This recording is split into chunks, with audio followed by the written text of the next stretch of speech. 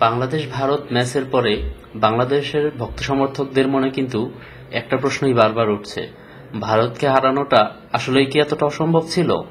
কেননা ভারত যখন প্রথম ইনিংসে ব্যাটিংয়ে আসে তারা কিন্তু উড়ন্ত সূচনা করে, যেটা তারা বরাবরই করে থাকে। পাওয়ার প্লেতে কিন্তু তারা অনেক বেশি রান নিয়ে থাকে এবং যেটা এর পরবর্তীতে যারা আসে তাদের উপর কিন্তু চাপটা অনেকটাই কমে আসে। তো অভিষেক শর্মা এবং শুভমান গিলকে কিন্তু বাংলাদেশ প্রথমেই টার্গেটে রেখেছিল যাতে তাদের উইকেটটা নেওয়া যায়, কিন্তু সেক্ষেত্রে বাংলাদেশ খুব একটা সফল হতে পারেনি। দেখা গেছে পাওয়ার প্লের 6 ওভারে কিন্তু 72 রান উঠাতে সক্ষম হয়েছে ভারত, এবং একটা পর্যায়ে মনে হয়েছিল যে পাওয়ার প্লেটা দেখেই যে হয়তো বা রান 200+ পেরিয়ে যাবে। তো গ্যালারিতে দর্শকদের মধ্যে কিন্তু বাঙালি দর্শকদের মধ্যে হতাশা ছিল, কিন্তু সেখান থেকে কিন্তু বাংলাদেশ ঘুরে দাঁড়িয়েছে, খুব ভালোভাবেই ঘুরে দাঁড়িয়েছে। বোলাররা খুব ভালো বোলিং করতে সবশেষ সক্ষম হয়েছে, এবং শুভমান গিল এবং অভিষেক শর্মার কিন্তু 77 রানের যে জুটি ছিল সেটা ভাঙার পরে ভারত কিন্তু আর খুবই পুরো ম্যাচে কিন্তু মনে হয়নি যে আরো বেশি এক্সিকিউট ভাবে আর খেলতে পারবে বা তারা 200+ চলে যাবে, এমনটা কিন্তু পুরো ম্যাচেই মনে হয়নি। বলাররা খুবই ভালো বল করেছে এক্ষেত্রে, তা বলতেই হবে। কারণ দেখা গেছে রিশাদ হোসেন এবং মুস্তাফিজের যে ওভারগুলো ছিল, সাইফুদ্দিনও যে ওভারগুলো করেছিল 2 রান 3 রান 4 রান এরকম দেওয়ার কারণে তাদের রানটা কিন্তু কমে গিয়েছে। তো এরপরেও যখন ভারতের এত উড়ন্ত সূচনার পরে 168 রানে কিন্তু ভারতকে বেঁধে ফেলেছিল বাংলাদেশ, এরপর আসলে এমন জয় আশা করাটা ভারতের বিপক্ষে খুব একটা কঠিন কিছু মনে কিন্তু হচ্ছিল না। কিন্তু এটা দুর্ভাগ্যবশত যে ব্যাটিং ব্যর্থতা, এখানে পুরোটাই ব্যাটিং ব্যর্থতার কারণে বাংলাদেশ হেরেছে। যদি আমরা ভারতের ম্যাচটাকে দেখি, অভিষেক শর্মা কিন্তু 37 বলে 75 রান করেছে, এবং শুভমান গিল 19 বলে 29, এবং হার্দিক পান্ডিয়া 29 বলে 38। আসলে এই তিনজনই আর কি মোটামুটি ব্যাটিং করেছে। তো তারা তিনজনের ব্যাটিং এ কিন্তু রান 168তে রয়েছে, এবং বাকি যারা হয়েছে ভারতের 6টি উইকেট পড়েছে, এর মধ্যে বাকি যারা আছে 2 রান 5 রান 5 রান 10 রান। তো এটা আসলে যেমন বলার মতো না। আর যদি বোলিং এর দিকে দেখি, রিশাদ হোসেন কিন্তু 3 ওভারে 27 রান দিয়ে 2 উইকেট নিয়েছে। এছাড়া সাইফুদ্দিন 3 ওভারে 37 রানে 1 উইকেট, মুস্তাফিজ 4 ওভারে 33 রানে 1 উইকেট, তানজিদ হাসান শামীম 4 ওভারে 29 রানে 1 উইকেট। তো সবকিছু মিলিয়ে 168 রানে ভারতকে বেঁধে ফেলাটা আসলে এক কথায় জয় পাওয়ার মতোই ছিল। কিন্তু যেটা যে অভিজ্ঞতার একটা বিষয় রয়েছে, যেহেতু ভারতের মতো দলের বিপক্ষে বাংলাদেশ বরাবরই হারতেই দেখেছি আমরা। তো সেখানে আজকের হারটা যেটা অনুমেয় ছিল, এবং বাংলাদেশ ব্যাটিং ব্যর্থতার কারণেই বলতে হবে যে সম্পূর্ণ ব্যাটিং ব্যর্থতার কারণেই হেরেছে। আমরা সাইফ হাসানের ব্যাটিংটা যদি দেখি, সাইফ হাসান কিন্তু অসাধারণ ব্যাটিং করলেও সে প্রথমে কিন্তু যখন সাইফ হাসান 40 রানে ছিল, তখন কিন্তু 40 রান থাকা সূর্যকুমার যাদব ক্যাপ্টেন, সে কিন্তু প্রথম ক্যাচটি ছেড়ে দিয়েছিল। এরপর কিন্তু 60 রানে আবার একটি ক্যাচ ছাড়ে, 65 রানে আরেকটি ক্যাচ ছাড়ে, এবং 66 রানে আবারও একটি ক্যাচ মিস করে ইন্ডিয়া। সাইফ হাসান কথা 3বার না 4বার তাদের ক্যাচ মিস হওয়ার কারণে জীবন পায়।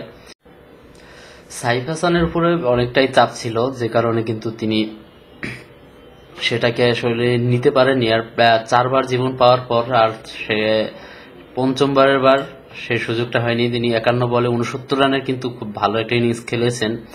এছাড়া পারভেজ হোসেন ইমন 19 বলে 21 রানের একটা ইনিংস খেলেছেন।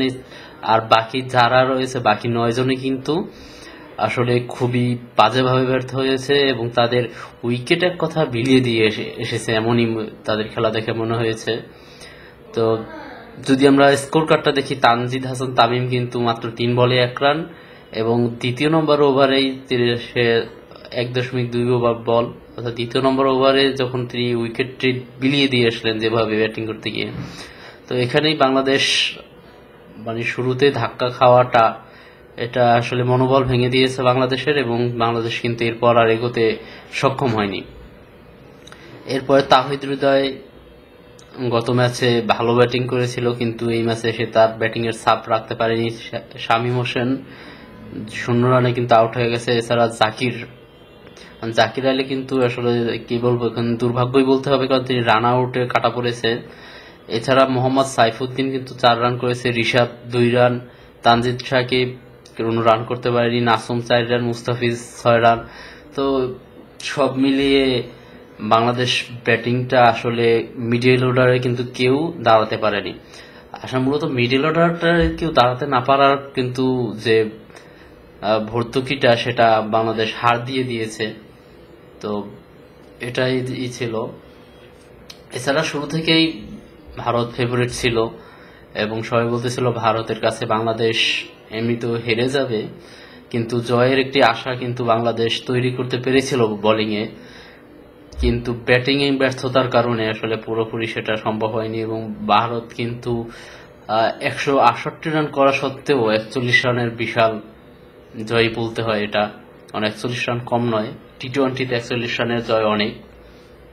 তো এখন কিন্তু বাংলাদেশ হেরে তাদের সমীকরণ কিন্তু জটিল করে তুলেছে, কারণ এর আগে আমরা দেখেছি পাকিস্তান শ্রীলঙ্কার বিপক্ষে কিন্তু খুব ভালো খেলেছে, ব্যাটিং বোলিং 2 সেক্টরে ভালো করেছে, যে কারণে শ্রীলঙ্কার বিপক্ষে পাকিস্তানের জয়ের কারণে কিন্তু বাংলাদেশের আজকের জয়টা খুব গুরুত্বপূর্ণ ছিল। এরপরও আশা এখনো বেঁচে আছে, কিন্তু পাকিস্তানের বিরুদ্ধে যদি এই ধরনের ব্যাটিং এবং বোলিং এর শুরুতে যেভাবে বোলিং ছিল এটা যদি হয়, সেক্ষেত্রে কিন্তু বাংলাদেশের জন্য এশিয়া কাপের ফাইনাল এটা স্বপ্নই থেকে যাবে বলা যায়।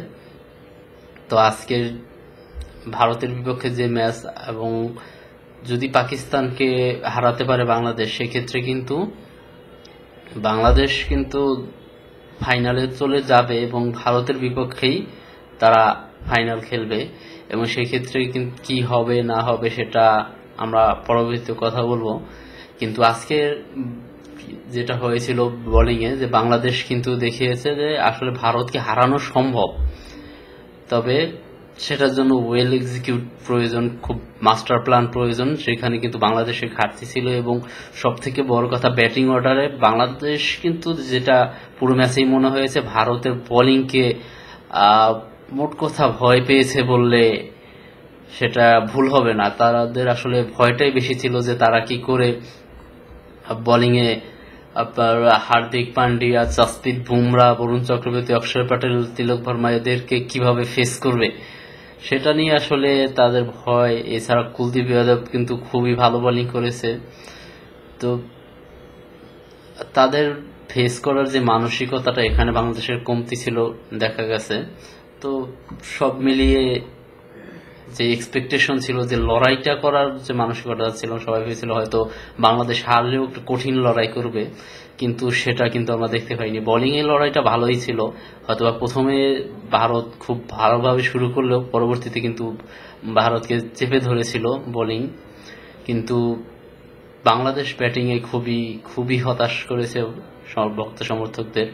তবে আশা করছি যে পাকিস্তানের বিরুদ্ধে বাংলাদেশ এমন কিছু করবে না, তারা ব্যাটিং ফিরে আসবে সবাই, এবং এশিয়া কাপের ফাইনাল অবধি বাংলাদেশকে নিয়ে যাবে। এবং এখন বিনা দ্বিধায় ভারত কিন্তু এশিয়ার, শুধু এশিয়াই নয়, এখন কিন্তু টি-20তে বিশ্বকাপের চ্যাম্পিয়ন, এবং গতবারের চ্যাম্পিয়ন, এশিয়া কাপের চ্যাম্পিয়নও কিন্তু ভারত।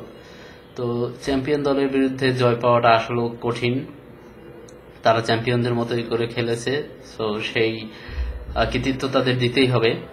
তবে আশা রাখবো যে বাংলাদেশ আগামী ম্যাচগুলোতে ভালো করবে এবং ভক্ত সমর্থকদের একটি ভালো রেজাল্ট এনে দেবে।